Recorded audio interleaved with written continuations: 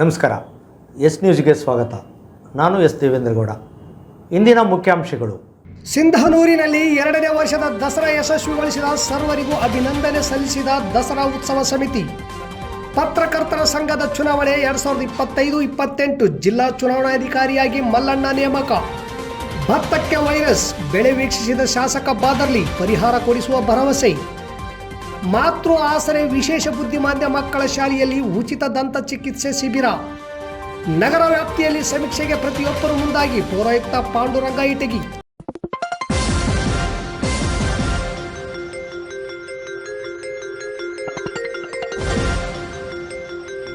S news, ಇದು ನಿಮ್ಮ ಧ್ವನಿ. ವಾರ್ತೆಗಳ ವಿವರ. ಸಿಂಧನೂರು ತಾಲೂಕಿನಲ್ಲಿ 2ನೇ ವರ್ಷದ ದಸರಾ ಹಬ್ಬದ ಆಚರಣೆ ಅತ್ಯಂತ ಸಡಗರ ಸಂಭ್ರಮದಿಂದ ಅದ್ದೂರಿಯಾಗಿ ಯಶಸ್ವಿಯಾಗಿ ನಡೆದ ಹಿನ್ನೆಲೆಯಲ್ಲಿ ಶನಿವಾರದಂದು ನಗರದ ಸತ್ಯ ಗಾರ್ಡನ್ನಲ್ಲಿ ದಸರಾ ಉತ್ಸವ ಸಮಿತಿಯವರು ಅಭಿನಂದನಾ ಸಮಾರಂಭ ಹಮ್ಮಿಕೊಂಡು ಯಶಸ್ವಿಗೆ ಪ್ರತ್ಯಕ್ಷವಾಗಿ ಪರೋಕ್ಷವಾಗಿ ಸಹಕರಿಸಿದ ಪ್ರತಿಯೊಬ್ಬರಿಗೂ ಧನ್ಯವಾದಗಳನ್ನು ಅರ್ಪಿಸಿದರು. ಸ್ವಾಗತ ಕೋರಿದ ತಹಸೀಲ್ದಾರ್ ಅರುಣ್ಕುಮಾರ್ ದೇಸಾಯಿ ಅವರು ದಸರಾದ ರೂಪುರೇಷೆಗಳು ಹೇಗೆ ನಡೆದವು, ಏನೆಲ್ಲ ಮುತುವರ್ಜಿ ವಹಿಸಿ ಈ 11 ದಿನಗಳ ಕಾಲ ವಿಜಯದಶಮಿ ದಸರಾ ಕಾರ್ಯಕ್ರಮ ಯಶಸ್ವಿ ಮಾಡಿದೆವು ಅನ್ನುವುದನ್ನು ಹೇಳಿದರು. ಪ್ರಧಾನ ಕಾರ್ಯದರ್ಶಿ ಎಸ್ ದೇವೇಂದ್ರಗೌಡ ಪ್ರಾಸ್ತಾವಿಕವಾಗಿ ಮಾತುಗಳನ್ನಾಡುತ್ತಾ, ಪ್ರಥಮ ವರ್ಷದ ದಸರಾ ಆಚರಣೆ ನಗರದಲ್ಲಿ ಮಾತ್ರ ಮಾಡಿದ್ದೆವು.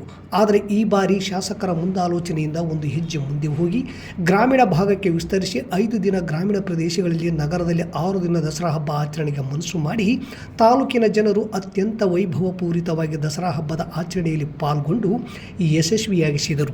ಪಕ್ಷ ಭೇದ ಮರೆತು ಪಕ್ಷಾತೀತವಾಗಿ ಪ್ರತಿಯೊಬ್ಬರು ಭಾಗವಹಿಸಿ ಮೈಸೂರು ಮಾದರಿ ರೀತಿಯಲ್ಲಿ ದಸರಾ ಆಚರಿಸಲು ಸಹಕರಿಸಿದ್ದಾರೆ. ಮಾಧ್ಯಮದವರು ಸಹ ಪ್ರತಿದಿನವೂ ವರದಿ ಮಾಡಿ ಸಿಂಧನೂರಿನಲ್ಲಿ ಈ ಥರ ದಸರಾ ಆಚರಣೆ ನಡೆಯುತ್ತಿದೆ ಎಂದು ಕೋಟ್ಯಾಂತರ ಜನರ ವೀಕ್ಷಣೆಗೆ ಸಾಕ್ಷಿಯಾಗಿದ್ದಾರೆ ಎಂದರು. ಸಂತೋಷಪಡಿಸಿದರು, ಹಿರಿಯರಿಗೂ ಸಂತೋಷಪಡಿಸಿದರು. ಎಲ್ಲ ರೀತಿಯ ಹಾಡುಗಳನ್ನು ಹಾಡೋದ್ರ ಮೂಲಕ ಇವತ್ತು ಎಲ್ಲ ವರ್ಗದ ಜನತೆಯು ಕೂಡ ಸಂತೋಷಪಡಿಸುವಂಥ ಕಾರ್ಯಕ್ರಮವನ್ನು ರಾಜೇಶ್ ಕೃಷ್ಣನ್ ಕಾರ್ಯಕ್ರಮ ನಡೆಸಿಕೊಟ್ಟಿರುವಂಥದ್ದು. ಅಂದರೆ ಹೀಗೆ ಪ್ರತಿ ಕಾರ್ಯಕ್ರಮ ಆಗುವಾಗ ನಮ್ಮ ಸ್ವಾಗತ ಸಮಿತಿಯ ಒಂದು 8-10 ಜನಕ್ಕೆ ಭಾಳ ಏನು ಮಾಡೋದು ಅನ್ನೋದೇ ತೊಂದರೆ ಮಧ್ಯೆ ಈ ವರ್ಷ ಕಾರ್ಯಕ್ರಮವನ್ನು ಹಾಕ್ಕೊಳ್ತಾ ಬಂದಿವಿ. ನಾವು ಒಂದು ಸ್ಪಷ್ಟವಾದಂಥ ಚಿತ್ರಣ ಇದ್ದೇ ಇಲ್ಲ. ಮಳೆ ತೊಂದರೆಯಿಂದಲೇ ಎಲ್ಲದರ ಮಧ್ಯೆಯೂ ಕೂಡ ನಾವು ಭಾಳ ಕಡಿಮೆ ಖರ್ಚಿನಲ್ಲಿ ಯಶಸ್ವಿಯಾಗಿ ಕಾರ್ಯಕ್ರಮ ಮಾಡಲಿಕ್ಕೆ ಪ್ರಯತ್ನವನ್ನು ಮಾಡಿದ್ದೀವಿ ಅನ್ನುವಂಥ ಮಾತುಗಳನ್ನು ಹೇಳೋದ್ರ ಜೊತೆಗೆ ಇನ್ನೂ ಕಾರ್ಯಕ್ರಮ ಆದ ನಂತರ ಕೆಲವು ಟೀಕೆಗಳು ಟಿಪ್ಪಣಿಗಳು ಬಂದಿರುವಂಥದ್ದು ಕೂಡ ಸ್ವಾಗತವನ್ನು ಮಾಡ್ತೇವೆ ನಾವು.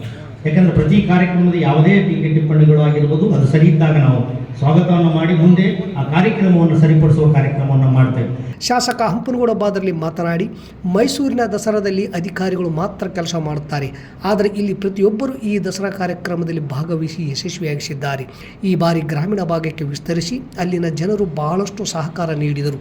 ಆ ಭಾಗದ ಸ್ಥಳೀಯ ಕಲಾವಿದರು ಆದಿಯಾಗಿ ರಾಜ್ಯ ಮಟ್ಟದ ಕಲಾವಿದರು, GTV ಸರಿಗಮಪದ ಕಲಾವಿದರನ್ನು ಕರೆಯಿಸಿ ಉತ್ತಮ ಕಾರ್ಯಕ್ರಮವನ್ನು ನೀಡುವ ಪ್ರಯತ್ನ ಮಾಡಿದ್ದೇವೆ ಎಂದರು. ಯೋಚನೆ ಮಾಡಿರೋ ಅಂತ ಹೇಳ್ತಿದ್ರು. ಇಲ್ಲ 5 ದಿವಸ ಗ್ರಾಮೀಣ ಮಾಡಬ್ರಿ, 5 ದಿವಸ ಇದು ಮಾಡಬ್ರಿ ನೋಡ್ರಿ, ನೀವು ತೀರ್ಮಾನ ಮಾಡ್ರಿ, ಹೆಂಗೆ ಮಾಡ್ತೀರಿ ಏನ್ಕತೆ ನೋಡ್ರಿ, ಸರ್ಕಾರ ಐತೆ ಕುಂತ್ಕೊಂಡು ಯೋಚನೆ ಮಾಡಿ ನಿರ್ಧಾರ ಮಾಡ್ರಿ ಎಂಬ ಅಭಿಪ್ರಾಯ ಕೂಡ ಅವರು ವ್ಯಕ್ತಪಡಿಸ್ತಾರೆ. ಇದರಲ್ಲಿ ಒಂದು ವಿಚಾರ ಸ್ಪಷ್ಟವಾಗಿ ಹೇಳಕ್ಕೆ ಇಚ್ಛೆ ಪಡ್ತೀನಿ. ನಾವು ಯಾರು ರಾಜಕಾರಣ ಇದರಲ್ಲಿ ಮಾಡಿಲ್ಲ. ನಂಬರ್ 1, ರಾಜಕೀಯ ಎಂಬ ಶಬ್ದನೇ ಬಳಕೆ ಆಗಿಲ್ಲ. ಅವನ್ನೆಲ್ಲ ಬದಿ ಒತ್ತಿ ನಮ್ಮ ಸಿಂಧನೂರು ತಾಲೂಕಿನಲ್ಲಿ ಒಂದು ಹೊಸ ಬದಲಾವಣೆ ಪರ್ವ ಪ್ರಾರಂಭ ಆಗಬೇಕು. ಸಾಂಸ್ಕೃತಿಕ ಕಲೆ ಮತ್ತು ಪ್ರತಿಭೆಗಳು ಮತ್ತು ನಮ್ಮಲ್ಲಿರ್ತಕ್ಕಂಥ ಜ್ವಲಂತ ಸಮಸ್ಯೆಗಳಿಗೆ ಜನರಲ್ಲಿ ಜಾಗೃತಿ ಮೂಡಿಸಬೇಕು ಎಂಬ ಒಂದು ವಿಚಾರಗಳನ್ನು ಇಟ್ಕೊಂಡು ಮಾಡೋಣ ಎಂಬ ಒಂದು ಉದ್ದೇಶವನ್ನು ಇಟ್ಕೊಂಡು ನಾವೆಲ್ಲ ಹಿರಿಯರು ಈ ರೀತಿ ತೀರ್ಮಾನವನ್ನು ಮಾಡಿ ಕಳೆದ ವರ್ಷ ಮತ್ತು ಈ ವರ್ಷ ಬಹಳ ವಿಜೃಂಭಣೆಯಿಂದ ದಸರಾ ಆಚರಣೆಯನ್ನು ಮಾಡಿದ್ದೇವೆ. ಮಾಜಿ ಸಂಸದ ಕೆ ವಿರೂಪಾಕ್ಷಪ್ಪ ಮಾತನಾಡಿ, ಬಹಳ ಕಡಿಮೆ ಬಜೆಟ್ನಲ್ಲಿ ದಸರಾ ಉತ್ಸವ ನಡೆದಿದ್ದು ನನಗೆ ಆಶ್ಚರ್ಯ ತಂದಿದೆ. ದಸರಾ ಹಬ್ಬದ ಲೆಕ್ಕಪತ್ರ ಕೊಟ್ಟಾಗ ಇಷ್ಟೊಂದು ವೈಭವದಿಂದ ನಡೆದ ದಸರಾ ನೋಡಿ ಬಹಳಷ್ಟು ಖರ್ಚು ಆಗಿರಬಹುದು ಎಂಬುದು ಎಲ್ಲರಲ್ಲಿ ಲೆಕ್ಕಾಚಾರವಿತ್ತು. ಆದರೆ ದಸರಾ ಉತ್ಸವ ಸಮಿತಿ ಬಹಳ ಶಿಸ್ತಿನಿಂದ ಅಚ್ಚುಕಟ್ಟಾಗಿ ಎಲ್ಲೂ ಕೂಡ ದುಂದು ವೆಚ್ಚ ಮಾಡದೆ ನಡೆಸಿದ್ದರಿಂದ ಇದು ಸಾಧ್ಯವಾಗಿದೆ ಎಂದರು. ಬಹಳ ವಿಶೇಷವಾಗಿ 9 ದಿವಸದವರೆಗೆ 11 ದಿವಸದವರೆಗೂ ಕೂಡ ಇಡೀ ತಾಲೂಕಿನ ಜನತೆಯನ್ನು ಒಳಗೊಳಿಸಿಕೊಂಡು ಆಚರಣೆ ಮಾಡುವಂತಹ ಒಂದು ವಿಶೇಷ ಕಾರ್ಯಕ್ರಮ. ಈ ಕಾರ್ಯಕ್ರಮದಲ್ಲಿ ಸಣ್ಣ ಪುಟ್ಟ ಲೋಪದೋಷಗಳಾಗಿರ್ಬೋದು, ವ್ಯತ್ಯಾಸಗಳಾಗಿರ್ಬೋದು, ಅದು ಸಹಜ. ಯಾವುದೇ ಒಂದು ದೊಡ್ಡ ಕಾರ್ಯಕ್ರಮ ಮಾಡುವಂಥ ಸಂದರ್ಭದಲ್ಲಿ ಸಣ್ಣ ಪುಟ್ಟ ವ್ಯತ್ಯಾಸಗಳಾಗುತ್ತವೆ. ಆದರೆ ನನಗೆ ಗೊತ್ತಿದ್ದಾಗೆ ಹೇಳಿಕೊಳ್ಳುವಂಥ ದೊಡ್ಡ ವ್ಯತ್ಯಾಸಗಳೇನು ಆಗಿಲ್ಲ ಅಂತ ನನಗೆ ಅನ್ನಿಸ್ತದೆ. ಯಾರಾದರೂ ಏನಾದರೂ ಅದನ್ನು ತಿಳ್ಕೊಳ್ತಾರೆ ಅಂದ್ರೆ ಅವ್ರ ಮನಸ್ಸಿಗೆ ಗೊತ್ತಿತ್ತು. ಕಾರ್ಯಕ್ರಮ ಮಾಡೋರಿಗೆ ಗೊತ್ತು ಏನೇನು ಆಗ್ತವೆ ಅಂತ. ಆದರೆ ಅನಿವಾರ್ಯ ಕಾರ್ಯಕ್ರಮ ಮಾಡುವಂಥವ್ರು ಯಾರೇ ಆಗಿದ್ರೂ ಕೂಡ ಏನೇ ಆದರೂ ಅವ್ರ ಜವಾಬ್ದಾರಿ ಇರ್ತದೆ ಅನ್ನೋದು ಎರಡು ಮಾತು, ಅದ್ರಾಗೇನು ಎರಡು ಮಾತಿಲ್ಲ. ಆದರೂ ಕೂಡ ಅದು ನಮ್ಮೆಲ್ಲರ ಅದು ಕೆಲವರು ಜವಾಬ್ದಾರಿ ಅಂತ, ಎಲ್ಲರೂ ಕೂಡ ಜವಾಬ್ದಾರಿ. ನಂತರ ನಗರಸಭೆ ವಿರೋಧ ಪಕ್ಷದ ನಾಯಕ ಚಂದ್ರಶೇಖರ ಮೈಲಾರ್, ಮರಿಯಪ್ಪ ಜಾಲಿಹಾಳ್, ಪತ್ರಕರ್ತ ಪ್ರಹ್ಲಾದ್ ಗುಡಿ, ನಗರಸಭೆ ಅಧ್ಯಕ್ಷೆ ಮಂಜುಳಾ ಪ್ರಭುರಾಜ್, ಆರ್ ಅಮ್ರೂಸ್, ತಿಮ್ಮಣ್ಣ ನಾಯಕ್, ಬಸವರಾಜ್ ಹಿರೇಗೌಡರ್ ದಸರಾ ಹಬ್ಬದ ಯಶಸ್ವಿ ಕುರಿತು ಮಾತನಾಡಿದರು. Junior college principal Shivaraj Dasara ಕಾರ್ಯಕ್ರಮದ ಲೆಕ್ಕಪತ್ರ 1,13,70,841 ರೂಪಾಯಿಗಳು ಒಪ್ಪಿಸಿದರು. ಈ ವೇಳೆ ಇಒ ಚಂದ್ರಶೇಖರ್, ಪೌರಾಯುಕ್ತ ಪಾಂಡುರಂಗ ಹಿಟಿಗಿ, ಶ್ರೀದೇವಿ ಶ್ರೀನಿವಾಸ್, ಎಂ ಲಿಂಗಪ್ಪ ಧಡೆಸೂಗೂರ್, ಶಿವನಗೌಡ, ನಗರಸಭೆ ಸ್ಥಾಯಿ ಸಮಿತಿ ಅಧ್ಯಕ್ಷ ವೀರೇಶ ಹಟ್ಟಿ, ಸಿಪಿಐ ಯರಿಯಪ್ಪ, ಪಿಐ ವೀರರೆಡ್ಡಿ, ಅರಣ್ಯ ಇಲಾಖೆ ಅಧಿಕಾರಿಗಳಾದ ಅರುಣ, ಮಲ್ಕಾಜಮ್ಮ ಸೇರಿದಂತೆ ಅನೇಕರು ವೇದಿಕೆ ಮೇಲಿದ್ದರು. ಕರ್ನಾಟಕ ಕಾರ್ಯನಿರತ ಪತ್ರಕರ್ತ ಸಂಘದ 2025-28ನೇ ಸಾಲಿನ ರಾಯಚೂರು ಜಿಲ್ಲಾ ಕಾರ್ಯನಿರತ ಪತ್ರಕರ್ತ ಸಂಘದ ಜಿಲ್ಲಾ ಚುನಾವಣಾಧಿಕಾರಿಯಾಗಿ ನಿವೃತ್ತ ಉಪತಹಸೀಲ್ದಾರ್ ಮಲ್ಲಣ್ಣ ಅವರನ್ನು ನೇಮಕ ಮಾಡಿ ರಾಜ್ಯ ಮುಖ್ಯ ಚುನಾವಣಾಧಿಕಾರಿ ಎನ್ ರವಿಕುಮಾರ್ ಆದೇಶ ಹೊರಡಿಸಿದ್ದಾರೆ. ಚುನಾವಣೆ ನಿಯಮಗಳನ್ವಯ ಮತ್ತು ಸಂಘದ ಬೈಲಾ ಪ್ರಕಾರ ಚುನಾವಣೆ ನಡೆಸಿಕೊಡಲು ಸೂಚಿಸಲಾಗಿದೆ. ಚುನಾವಣೆ ಪ್ರಕ್ರಿಯೆಯ ಸಂದರ್ಭದಲ್ಲಿ ಬೈಲಾ ನಿಯಮಗಳ ಸಂಬಂಧ ಹೆಚ್ಚಿನ ಮಾಹಿತಿ ಅಗತ್ಯ ಬಿದ್ದರೆ ರಾಜ್ಯ ಚುನಾವಣಾಧಿಕಾರಿಯನ್ನು ಸಂಪರ್ಕಿಸಿ ಎಂದು ಆದೇಶ ಪತ್ರದಲ್ಲಿ ರಾಜ್ಯ ಮುಖ್ಯ ಚುನಾವಣಾಧಿಕಾರಿ ಎನ್ ರವಿಕುಮಾರ್ ತಿಳಿಸಿದ್ದಾರೆ. ಮಲ್ಲಣ್ಣ ಅವರು ಜಿಲ್ಲಾ ಚುನಾವಣಾಧಿಕಾರಿಯಾಗಿ ಸತತ 2ನೇ ಬಾರಿಗೆ ನೇಮಕವಾಗಿದ್ದಾರೆ. ಕಾರ್ಮಿಕ ಇಲಾಖೆಯ ಉಸ್ತುವಾರಿಯಲ್ಲಿ ನವೆಂಬರ್ 9ರಂದು ಸಂಘದ ರಾಜ್ಯ ಘಟಕವು ಸೇರಿದಂತೆ ಎಲ್ಲ ಜಿಲ್ಲಾ ಘಟಕದ ಆಡಳಿತ ಮಂಡಳಿಗೆ ಏಕಕಾಲ ಚುನಾವಣೆ ನಡೆಯಲಿದೆ. ರಾಜ್ಯ ಮತ್ತು ಜಿಲ್ಲಾ ಕರ್ನಾಟಕ ಕಾರ್ಯನಿರತ ಪತ್ರಕರ್ತರ ಸಂಘವು 9,000ಕ್ಕೂ ಹೆಚ್ಚು ಸಕ್ರಿಯ ಕಾರ್ಯನಿರತ ಪತ್ರಕರ್ತ ಸದಸ್ಯರುಗಳನ್ನು ಒಳಗೊಂಡ ಬೃಹತ್ ಸಂಘಟನೆಯಾಗಿದೆ. ಅಕ್ಟೋಬರ್ 13ರಂದು ಸೋಮವಾರ ಚುನಾವಣಾ ಅಧಿಸೂಚನೆ ಹೊರಡಿಸಲಾಗುವುದು. ಅಂದೇ ವೇಳಾಪಟ್ಟಿ ಪ್ರಕಟಗೊಳ್ಳಲಿದ್ದು ಮತದಾರರ ಕರಡು ಪ್ರತಿ ಪ್ರಕಟವಾಗಲಿದೆ. ಅಕ್ಟೋಬರ್ 19ರಿಂದ ನಾಮಪತ್ರ ಸಲ್ಲಿಕೆ ಆರಂಭವಾಗಲಿದೆ. ಅಕ್ಟೋಬರ್ 27 ನಾಮಪತ್ರ ಸಲ್ಲಿಕೆಗೆ ಕೊನೆಯ ದಿನ. ಅಕ್ಟೋಬರ್ 28 ನಾಮಪತ್ರಗಳ ಪರಿಶೀಲನೆ. ಅಕ್ಟೋಬರ್ 30 ನಾಮಪತ್ರಗಳನ್ನು ಹಿಂತೆಗೆದುಕೊಳ್ಳುವ ಕೊನೆಯ ದಿನವಾಗಿರುತ್ತದೆ. ನವೆಂಬರ್ 9 ಭಾನುವಾರ ಕರ್ನಾಟಕ ಕಾರ್ಯನಿರತ ಪತ್ರಕರ್ತರ ಸಂಘ ಕೇಂದ್ರ KUWJ ಕಚೇರಿ ಕಂದಾಯ ಭವನ 3ನೇ ಮಹಡಿ KG ರಸ್ತೆ ಬೆಂಗಳೂರು 9 ಮತ್ತು ಆಯಾ ಜಿಲ್ಲಾ ಕೇಂದ್ರಗಳಲ್ಲಿ ಬೆಳಗ್ಗೆ 9ರಿಂದ ಮಧ್ಯಾಹ್ನ 3 ಗಂಟೆಯವರೆಗೆ ಮತದಾನ ನಡೆಯಲಿದೆ. ಮತದಾನ ಬಳಿಕ ಅದೇ ದಿನ ಮತ ಎಣಿಕೆ ನಡೆದು ಫಲಿತಾಂಶ ಪ್ರಕಟವಾಗಲಿದೆ ಎಂದು ಮುಖ್ಯ ಚುನಾವಣಾಧಿಕಾರಿ ಎನ್ ರವಿಕುಮಾರ್ ಪ್ರಕಟಣೆಯಲ್ಲಿ ತಿಳಿಸಿದ್ದಾರೆ. ತಾಲೂಕಿನಲ್ಲಿ ನಿರಂತರವಾಗಿ ಸುರಿದ ಮಳೆಯಿಂದಾಗಿ ಜೋಳ, ಹತ್ತಿ, ತೊಗರಿ ಬೆಳೆಗಳು ನಾಶವಾಗಿದ್ದು, ಅದೇ ರೀತಿ ಭತ್ತಕ್ಕೂ ಕೂಡ ವೈರಸ್ ಬಂದಿದ್ದು, ಶನಿವಾರ ಮಧ್ಯಾಹ್ನದಂದು ತಾಲೂಕಿನ ಬೂದಿಯಾಳ ಕ್ಯಾಂಪಿಗೆ ಶಾಸಕರಾದ ಹಂಪನಗೌಡ ಬಾದರ್ಲವರು ಬೆಳೆ ವೀಕ್ಷಣೆ ಮಾಡಿ ಪರಿಹಾರ ಕೊಡಿಸುವ ಭರವಸೆ ನೀಡಿದರು. ಸರ್ಕಾರ ಈ ಬಾರಿ ತುಂಗಭದ್ರಾ ಡ್ಯಾಂನ ಕ್ರಸ್ಟ್ ಗೇಟ್ಗಳನ್ನು ಬದಲಿಸುವ ಸಲುವಾಗಿ ಒಂದೇ ಬೆಳೆ ನೀರು ಹಿಂಗಾರು ಬೆಳೆಗೆ ನೀರು ಬಿಡುವುದಿಲ್ಲ ಎಂದು ಹೇಳಿದೆ. ಮುಂಗಾರಿನಲ್ಲಿ ವಿಪರೀತವಾಗಿ ಮಳೆ ಬಂದ ಕಾರಣ ಬೆಳೆ ನಾಶವಾಗಿ ರೈತರು ಆತಂಕದಲ್ಲಿದ್ದರೆ, ಬೇಸಿಗೆ ಬೆಳೆಗೂ ನೀರಿಲ್ಲವಾದ್ದರಿಂದ ರೈತರು ಈ ಬೆಳೆ ನಾಶವಾಗಿದೆ, ಇನ್ನು ಹಿಂಗಾರು ಬೆಳೆಯೂ ಇಲ್ಲವೆಂದು ಆತಂಕದಲ್ಲಿದ್ದಾರೆ. ಶಾಸಕರು, ಅಧಿಕಾರಿಗಳು ಸರ್ವೆ ಮಾಡಿ ಸರ್ಕಾರಕ್ಕೆ ವರದಿ ಸಲ್ಲಿಸಿ ಹೆಕ್ಟೇರ್ಗೆ ಕಡಿಮೆ ಎಂದರೂ 1 ಲಕ್ಷ ಪರಿಹಾರ ಒದಗಿಸಬೇಕೆಂದು ಒತ್ತಾಯಿಸಿದ್ದಾರೆ. ಶಾಸಕರು ಮಾತನಾಡಿ, ಭತ್ತಕ್ಕೆ ವೈರಸ್ ಬಂದಿದೆ, ಇದೇ ರೀತಿ ತೊಗರಿ, ಹತ್ತಿ, ಜೋಳ ಮಳೆಯಿಂದ ನಾಶವಾಗಿದೆ.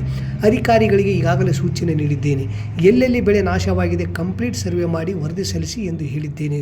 ವರದಿ ಆಧರಿಸಿ ಸರ್ಕಾರದ ಮಟ್ಟದಲ್ಲಿ ಮಾತನಾಡಿ ಹೆಕ್ಟೇರ್ಗೆ ಇಂತಿಷ್ಟು ಪರಿಹಾರ ಕೊಡಲು ಪ್ರಾಮಾಣಿಕ ಪ್ರಯತ್ನ ಮಾಡುತ್ತೇನೆ ಎಂದರು. ಈ ವೇಳೆ ಬೂದಿವಾಳ ಮತ್ತು ಬೂದಿವಾಳ ಕ್ಯಾಂಪ್ ಹಾಗೂ ಸಾಲ್ಗುಂದ ಹೋಬಳಿ ರೈತರು ಇದ್ದರು.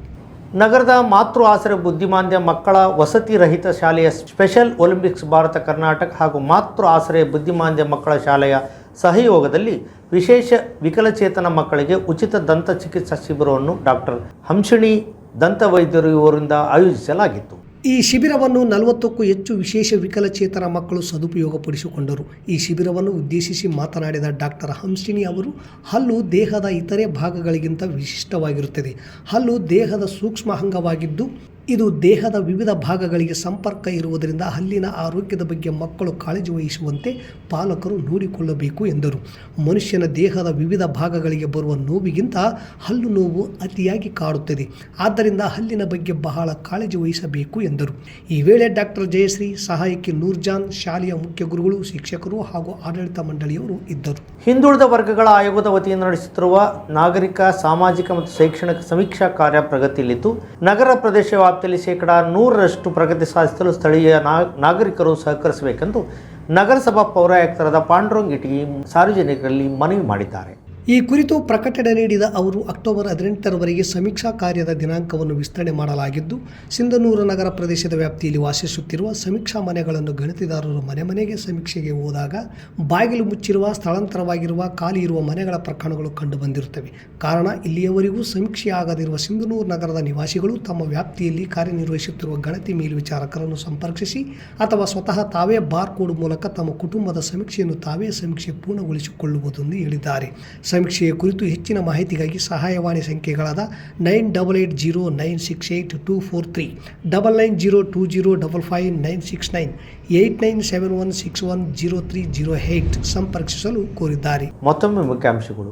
ಸಿಂಧನೂರಿನಲ್ಲಿ 2ನೇ ವರ್ಷದ ದಸರಾ ಯಶಸ್ವಿಗೊಳಿಸಿದ ಸರ್ವರಿಗೂ ಅಭಿನಂದನೆ ಸಲ್ಲಿಸಿದ ದಸರಾ ಉತ್ಸವ ಸಮಿತಿ. ಪತ್ರಕರ್ತರ ಸಂಘದ ಚುನಾವಣೆ 2025-28 ಜಿಲ್ಲಾ ಚುನಾವಣಾಧಿಕಾರಿಯಾಗಿ ಮಲ್ಲಣ್ಣ ನೇಮಕ. ಭತ್ತಕ್ಕೆ ವೈರಸ್, ಬೆಳೆ ವೀಕ್ಷಿಸಿದ ಶಾಸಕ ಬಾದರ್ಲಿ, ಪರಿಹಾರ ಕೊಡಿಸುವ ಭರವಸೆ. ಮಾತೃ ಆಸರೆ ವಿಶೇಷ ಬುದ್ಧಿಮಾಂದ್ಯ ಮಕ್ಕಳ ಶಾಲೆಯಲ್ಲಿ ಉಚಿತ ದಂತ ಚಿಕಿತ್ಸೆ ಶಿಬಿರ. ನಗರ ವ್ಯಾಪ್ತಿಯಲ್ಲಿ ಸಮೀಕ್ಷೆಗೆ ಪ್ರತಿಯೊಬ್ಬರು ಮುಂದಾಗಿ ಪೌರಾಯುಕ್ತ ಪಾಂಡುರಂಗ ಇಟಗಿ. ಇಲ್ಲಿಗೆ ವಾರ್ತಾ ಪ್ರಸಾರ ಮುಕ್ತಾಯವಾಯಿತು. ನಿರಂತರ ಸುದ್ದಿಗಾಗಿ ವೀಕ್ಷಿಸಿ ಎಸ್ ನ್ಯೂಸ್. ಇದು ನಿಮ್ಮ ಧ್ವನಿ. ನಮಸ್ಕಾರ.